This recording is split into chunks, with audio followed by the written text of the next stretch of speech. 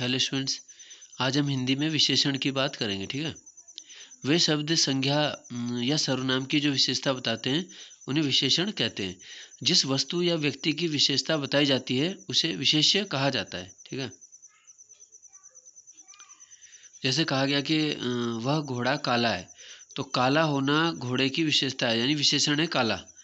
लेकिन घोड़े की विशेषता बताई तो विशेष्य क्या है? घोड़ा। ठीक है।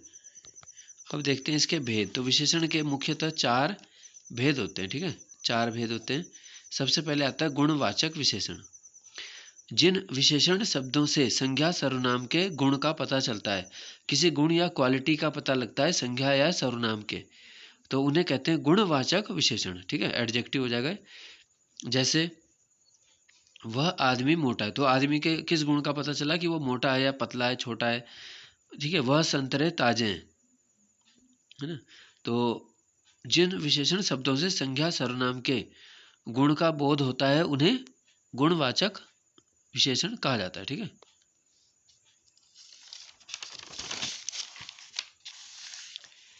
दूसरा आता है, देखो, सार्वनामिक विशेषण या इसे संकेतवाचक विशेषण भी कहा जाता है। अब जिन विशेषण शब्दों से संज्ञा या सर्वनाम शब्दों की ओर संकेत होता है उन्हें संकेतवाचक अथवा सार्वनामिक विशेषण कहा जाता है। ठीक है।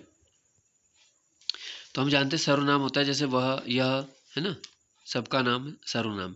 तो जैसे वह घर यहाँ नहीं है, या उस घोड़े को निकाल दो। ठीक है।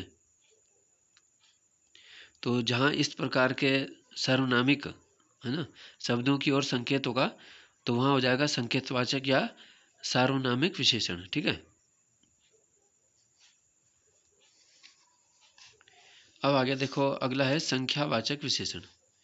जिन विशेषणों से संज्ञा या सर्वनाम की संख्या का बोध होता है। ठीक है। जिन विशेषणों से संख्या या सर्वनाम की संख्या का बोध होता है उन्हें संख्यावाचक विशेषण कहते हैं। ठीक है। अब जैसे उदाहरण है, 5 बच्चे खेल रहे हैं, तो इसमें देखो 2 भेद होते हैं संख्यावाचक के। एक होता है निश्चित संख्यावाचक विशेषण। तो जैसे 5 बच्चे खेल रहे हैं, ठीक है, या 10 लोग आए, तो जहाँ पे निश्चित है तो निश्चित संख्यावाचक हो जाएगा।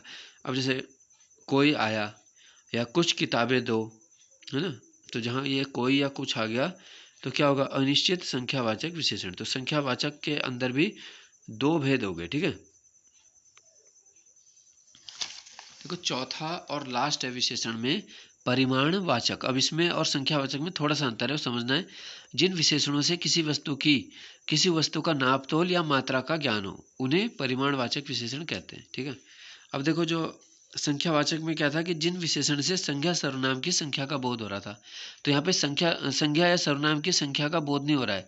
यहाँ परिमाणवाचक में क्या है? जिन विशेषण से किसी वस्तु की नाप तोल का या मात्रा का बोध होता है उन्हें परिमाणवाचक कहते हैं। ठीक है।